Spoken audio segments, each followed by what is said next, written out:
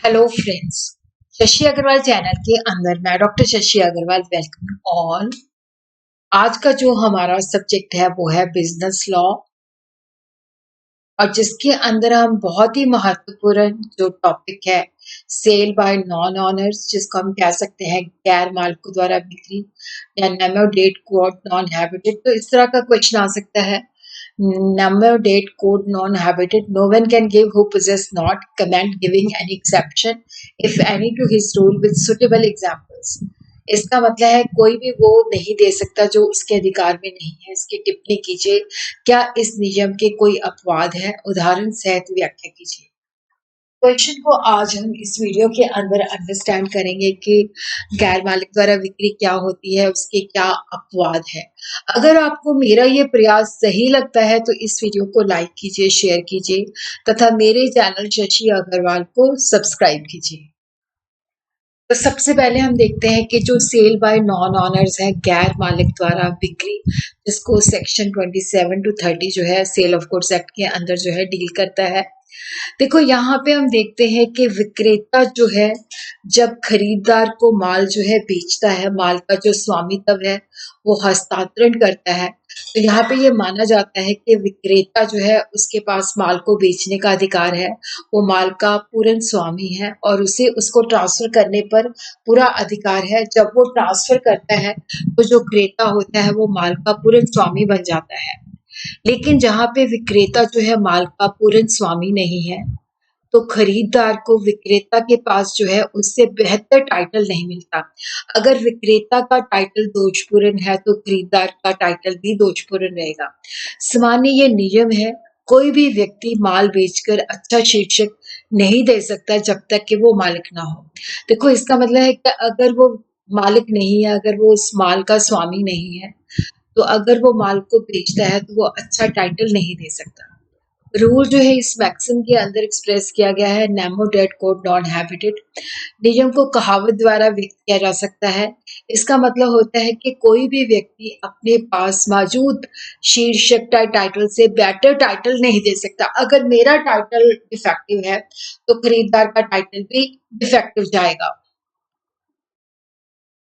बिक्री अधिनियम की धारा 27 के मुताबिक ये सामान्य नियम है, कोई भी विक्रेता माल को जब बेचता है तो वो माल पर जो उसका मतलब, देखो जब विक्रेता अपने माल को बेचता है तो क्रेता को अपने से अच्छा अधिकार नहीं दे सकता। अगर विक्रेता का अधिकार शीर्षक दोषपूर्ण है तो क्रेता का भी अधिकार जो होता है दोषपूर्ण होता है।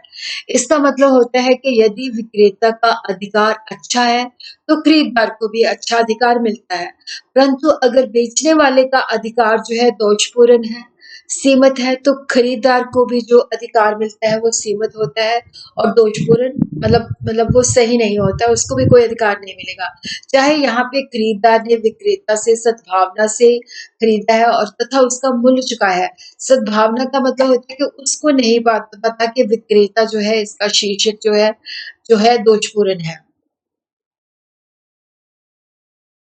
यदि कोई व्यक्ति ऐसी वस्तुएं हस्तांतरण करता है जो उसकी नहीं है, तो जिस बंदे को वो हस्तांतरण की जाती है उसको ऐसा कोई अधिकार नहीं मिलता, चाहे उसने सद्भावना पूर्वक ही माल खरीदा हो और माल के लिए भुगतान भी किया हो। निमोडेट कोड नॉन हैबिटेड नियम जो है माल की बिक्री अधिनियम की धारा 27 में शामिल किया गया है, जो हमें बताता है कोई भी व्यक्ति वो नहीं दे सकता जो उसे नहीं मिला। जिस व्यक्ति के पास संपत्ति का कोई अधिकार नहीं, वो किसी और को भी संपत्ति का अधिकार नहीं दे सकता। इसके पीछे ये जो नियम है सच्चे मालिकों की रक्षा करता है, जो ट्रू ऑनर्स होते हैं उनकी रक्षा करता है। और उसी तरह क्योंकि जो माल है वो गैर मालिक ने एक निर्दोष और वास्तविक खरीदार को बेचा है, तो यहाँ पे भी जो सच्चे मालिक का दावा है उसको खारिज नहीं कर सकते, क्योंकि अधिकार तो जो ट्रू ऑनर है उसके पास है। तो ये ट्रू ऑनर के जो है राइट्स की, अधिकार की रक्षा करता है।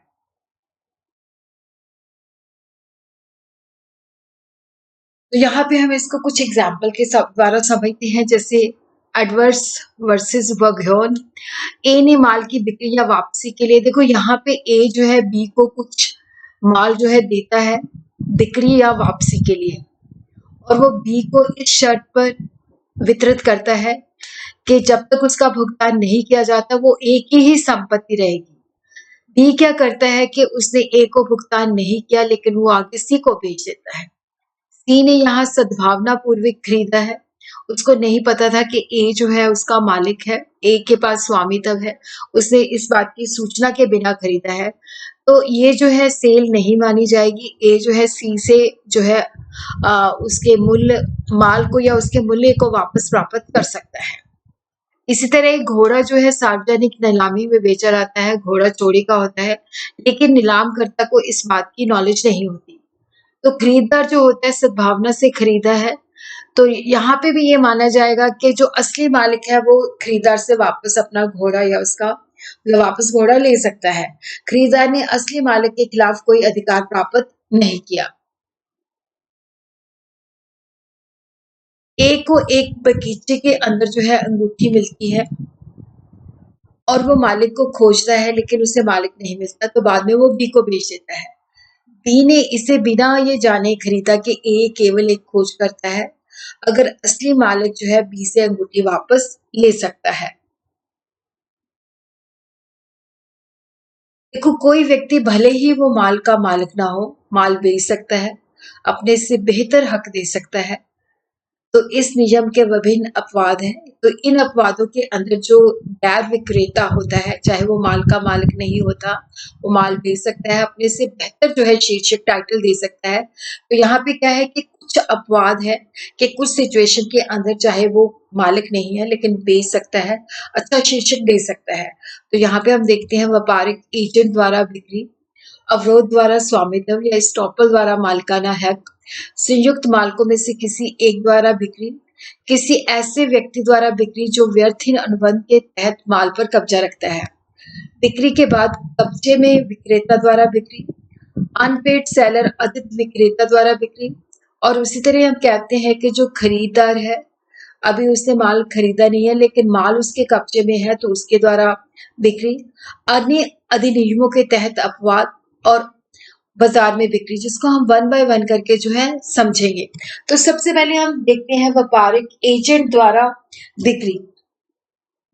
तो यहाँ पे जो यहाँ एक व्यापारिक एजेंट जो माल की सहमति, जो उसका ट्रू ऑनर है, उसकी सहमति से माल उसके कब्जे में है या जो डॉक्यूमेंट ऑफ टाइटल है वो एजेंट के पास है। और यहाँ पे जो व्यापारिक एजेंट है सामान्य रूप में वो बिक्री उसके द्वारा की जाती है। तो ऐसी बिक्री जो है लीगल होगी, वैलिड होगी। इसमें यह है कि जो खरीदार है उसने सद्भावना पूर्वक और उसको इस बात की नॉलेज नहीं थी कि विक्रेता के पास कोई अधिकार नहीं था। तो यहाँ पे अगर वो व्यापारिक एजेंट से माल जो है खरीदता है, सद्भावना पूर्वक खरीदता है, तो उसको एक अच्छा अधिकार मिलता है। व्यापारिक एजेंट का मतलब होता है जिसके पास व्यवसाय के अंदर जो है वो माल बेचने का या बिक्री के उद्देश्य से माल भेजने का या माल खरीदने या माल की सुरक्षा पर धन जुटाने का अधिकार होता है।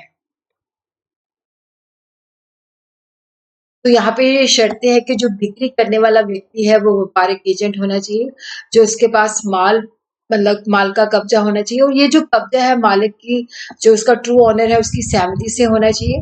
और व्यापारिक एजेंट जो है सामान्य कारोबार के दौरान बिक्री करता है। खरीदार जो है सद्भावना से उससे माल खरीदता है, उसको मतलब बिक्री अनुबंध के बारे में कोई सूचना नहीं थी कि इसको बेचने का कोई अधिकार नहीं है। इसके अंदर हम ये फॉक्स वर्सेस किंग का केस देखते हैं।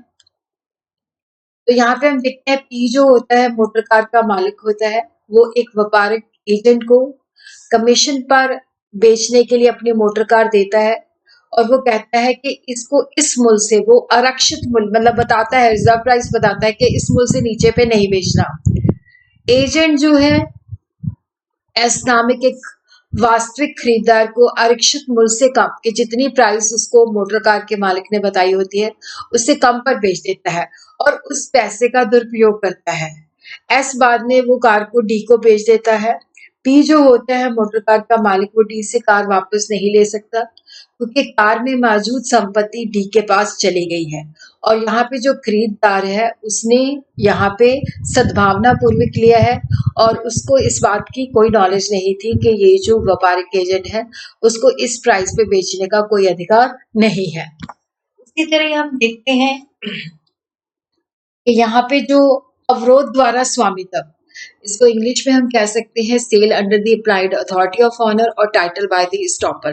देखो, यदि माल का जो जो ट्रू ऑनर है अपने प्रदर्शन, व्यवहार अथवा आचरण के द्वारा खरीदार को ये विश्वास दिला देता है या करवा देता है कि विक्रेता ही माल का स्वामी है, मतलब माल को बेचने के लिए उसे अधिकार प्राप्त है और खरीदार इस विश्वास पर माल खरीदने के लिए प्रेरित हो जाता है, तो बाद में जो उसका ट्रू ऑनर है ये नहीं कह सकता है कि जिस बंदे से आपने खरीदा है उसके पास ऐसा कोई अधिकार नहीं है। तो इसको हम एक एग्जाम्पल के द्वारा समझते हैं। ओ कॉर्नर वर्सेस क्लार्क के केस में एक वैगन का जो मालिक होता है, ए होता है, वो अपने कर्मचारी बी जो होता है उसका नाम उस वैगन पे छपवा देता है। ए इसलिए करता है ताकि लोगों को ये विश्वास हो जाए कि संपत्ति बी की है। अब ए ने अपने आचरण के द्वारा लोगों को विश्वास दिलाया कि बी ही उस वैगनार का, उस मतलब जो गाड़ी है उसका मालिक है। सी जो है वो बी को सी जो है बी से वो वैगन खरीद लेता है और यहाँ पे जो खरीदता है वो गुड फेथ में खरीदता है, सद्भावना पूर्वक खरीदता है। तो यहाँ पे सी के पास अच्छा टाइटल जाएगा, क्योंकि यहाँ पे ए ने जो है बी को जो अधिकार दिया है अपने व्यवहार से, मतलब लोगों को विश्वास दिलाया कि जो बी है वो उसके पास बेचने का अधिकार है। तो यहाँ पे अब वो इस बात से जो है टल नहीं सकता। इसी तरह हम देखते हैं सह स्वामी द्वारा बिक्री। यहाँ पे सेक्शन 28 लागू होता है। संयुक्त मालकों में से किसी एक के द्वारा बिक्री। जहाँ कई संयुक्त स्वामी होते हैं, ज्वाइंट ऑनर्स होते हैं, तो किसी के पास सह स्वामियों की अनुमति से माल का एकमात्र कब्जा है। जैसे मान लो 5 को ऑनर है तो एक के पास उसका कब्जा है, तो वो माल की संपत्ति को किसी ऐसे व्यक्ति को हस्तांतरण कर देता है और वो जो हस्तांतरण किया है सद्भावना पूर्वक किया है और बिना खरीदार को इस बात की नॉलेज नहीं है कि ये जो को ऑनर है इसके पास ये राइट नहीं है। इसके अंदर ये शर्तें हैं कि माल के कई संयुक्त स्वामी होने चाहिए और माल एक के पास पड़ा हुआ है, एक के पास कब्जा होना चाहिए और सह स्वामियों की अनुमति से संयुक्त स्वामी के पास माल का कब्जा होना चाहिए और खरीदार जो है वो गुड फेथ में खरीदता है, सद्भावना पूर्वक खरीदता है। खरीदार को इस बारे में इल्म नहीं होता कि ये जो को ऑनर है इसको बेचने की अनुमति नहीं है। तो यहाँ पे भी हम केस एग्जाम्पल देखते हैं। ए और बी जो होते हैं संयुक्त हिंदू भाई होते हैं जिनके पास कुछ पशु होते हैं। बी और सी जो है गाय को ए के कब्जे में छोड़ देते हैं और ए जो है उसको डी को बेच देता है और डी जो है सद्भावना पूर्वक खरीद लेता है। तो अब जो डी है उसके पास बेटर टाइटल चला जाता है, अब उससे कोई उस गाय को ले नहीं सकता। हम देखते हैं किसी ऐसे व्यक्ति द्वारा बिक्री जो व्यर्थहीन अनुबंध के तहत माल पर कब्जा रखता है। देखो, जिसने जो चीजें ली हैं वो वॉइडेबल कॉन्ट्रैक्ट के अंदर है, जिसको सेक्शन 29 डील करता है। धारा 29 ऐसे व्यक्ति द्वारा बिक्री के मामले से संबंधित है जिसने वॉइडेबल कॉन्ट्रैक्ट के तहत माल का कब्जा प्राप्त किया है। इसके नियम ये है कि अगर वॉइडेबल कॉन्ट्रैक्ट है तो जिसके कब्जे में माल है उस कॉन्ट्रैक्ट को वॉइड डिक्लेयर नहीं किया गया और वो आगे थर्ड पार्टी को सेल कर देता है, तो वहां पे जो खरीदार होता है अगर वो सद्भावना पूर्वक खरीदता है तो उसको अच्छा शीर्षक, अच्छा जो टाइटल है वो मिलता है। तो यहाँ पे जो विक्रेता होता है, क्योंकि उसके जो शीर्षक है उसके दोष के बारे में किसी को नोटिस नहीं होता खरीदार को और वो सद्भावना पूर्वक खरीदता है तो उसके पास बेटर टाइटल आता है। तो यहाँ पे वॉइडेबल कॉन्ट्रैक्ट वो होते हैं जहाँ पे फ्री कंसेंट मिसिंग होती है, जहाँ पे कॉन्ट्रैक्ट बलपूर्वक धोखाधड़ी, गलत बयानी और अनुचित प्रभाव के आधार पर किए जाते हैं, तो वो व्यर्थहीन अनुबंध तक ही ये सीमित है। इसके अंदर शर्त ये होती है कि माल जो है विक्रेता के, मतलब जिसने बेचा है उसके कब्जे में होना चाहिए और यहाँ पे क्या है कि जो माल का कब्जा है उसने व्यर्थहीन अनुबंध के तहत 19 और 19A के अंदर है और जब बिक्री हो जाती है तो उसके बाद वॉइडेबल कॉन्ट्रैक्ट के अंदर अनुबंध को रद्द नहीं किया गया और खरीदार जो है सद्भावना पूर्वक खरीदता है तो उसके पास बेटर टाइटल जो है जाता है। इसका भी एक केस है फिल्प वर्सेस ब्रुक्स। एक धोखेबाज व्यक्ति होता है, खुद को वो एक जमानत व्यक्ति बताता है और एक दुकानदार को बेकार चेक देकर एक कीमती अंगूठी हासिल कर लेता है। धोखाधड़ी का पता चलने से पूर्व ही जो धोखेबाज होता है अंगूठी को एक वास्तविक गिरवी खरीदार के पास गिरवी रख देता है, जिसके पास वो गुडी एक अच्छा मालिकाना हक रखती है। अब जो दुकानदार है वो उससे वापस नहीं ले सकता। बिक्री के बाद विक्रेता द्वारा कब्जे में बिक्री, जिसको सेक्शन 30 जो है डील करता है। देखो धारा 30 सबसेक्शन 1 के अंदर ये नियम है, यदि किसी व्यक्ति ने माल बेच दिया है, लेकिन देखो माल हमने बेच दिया है लेकिन माल का जो कब्जा है या उसके स्वामित्व के जो दस्तावेज है वो सेलर के पास ही पड़े हुए हैं। वो अगर तीसरे व्यक्ति को बेच देता है और यदि ऐसा व्यक्ति सद्भावना पूर्वक और पिछली बिक्री की सूचना के बिना ही डिलीवरी प्राप्त करता है तो उसको बेटर टाइटल मिलता है। शर्तें ये होनी चाहिए कि विक्रेता को बिक्री के बाद उस पर कब्जा होना चाहिए और यहाँ पे विक्रेता या उसका एजेंट जो होता है माल माल को या शीर्षक के दस्तावेजों की डिलीवरी या हस्तांतरण करता है। तो धारा 30 में ये आवश्यक नहीं है कि विक्रेता के पास माल का भौतिक कब्जा होना चाहिए, उस पर ऐसे माल पर नियंत्रण होना ही जो है काफी होता है। ये नियम केवल उन्हीं परिस्थितियों में लागू होता है जहां पे विक्रेता का माल पर कब्जा विक्रेता के रूप में है, डेली अथवा पौनी के रूप में नहीं है। जैसे हम देखते हैं ए ने कुछ माल बी को बेचा लेकिन माल अभी भी ए के कब्जे में ही था। ए ने माल को दूसरे व्यक्ति सी को बेच दिया, तो यहाँ पे हम देखते हैं कि दूसरे क्रेता ने सद्भावना पूर्वक खरीदा है तो उसने अच्छा हक जो है वसूल किया है। माल पर अधिकार रखने वाला क्रेता जब विक्रय करता है, इसका मतलब है कि क्रेता के पास माल, खरीदार के पास माल पड़ा हुआ है और वो आगे बेच देता है। तो यहाँ पे धारा 30 जो है सबसेक्शन 2 जो है ऐसे मामलों से संबंधित है जहाँ पे खरीदार ने माल खरीदा है या खरीदने के लिए सहमति दी है, तो वह विक्रेता की सहायता से माल प्राप्त करता है। माल पर या माल के शीर्षक के जो दस्तावेज होते हैं उन पे कब्जा करता है, उन्हें जो है किसी थर्ड पार्टी को बेच देता है। यदि खरीदार के पास माल का कब्जा नहीं है तो यह अपवाद लागू नहीं होता। उसके पास माल का कब्जा होना चाहिए या माल के शीर्षक के दस्तावेज होने चाहिए और यहाँ पे जो बेचा जाता है वो खरीदार के द्वारा या उसके व्यापारिक एजेंट द्वारा किया जाता है और जो थर्ड पार्टी होती है वो सद्भावना पूर्वक इसको प्राप्त करती है। ली वर्सेस बटलर। अब देखो यहाँ पे है कि फर्नीचर जो है एक्स को एक समझौते के तहत दिया गया है कि वो 2 किस्तों में इसकी कीमत चुकाएगा। जब दूसरी कीमत चुकाएगा तब उसकी ओनरशिप जो है उसके नाम पे ट्रांसफर होगी। फिर दूसरी कीमत के भुगतान पर फर्नीचर जो है एक्स की संपत्ति बन जाएगा। एक्स ने एक किस्त चुका दी और दूसरी किस्त का भुगतान किए जाने से पहले ही फर्नीचर को बेच दिया। तो जिसको बेचा है उसने गुड फेथ के अंदर खरीदा है तो उसको एक अच्छा स्वामित्व जो है दिया है। उसी तरह हम देखते हैं अधिक विक्रेता द्वारा बिक्री। देखो यहाँ पे अनपेड सेलर है जिसको भुगतान नहीं हुआ, उसके पास क्या है, राइट ऑफ लियन है, पूर्वाधिकार है या राइट ऑफ स्टॉपेज है।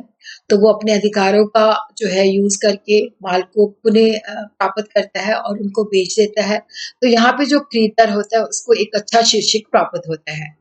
अन्य अधिनियमों के तहत क्या अपवाद है, तो 169 के तहत माल के खोजकर्ता के, जैसे हमें किसी का खोई हुई चीज मिलती है तो वहां पे कुछ शर्तों के अंदर जो होती है उसके पास माल को बेचने की शक्ति होती है। तो अगर वो उन शर्तों के तहत माल को बेचता है तो खरीदार को एक अच्छा शीर्षक प्राप्त होता है।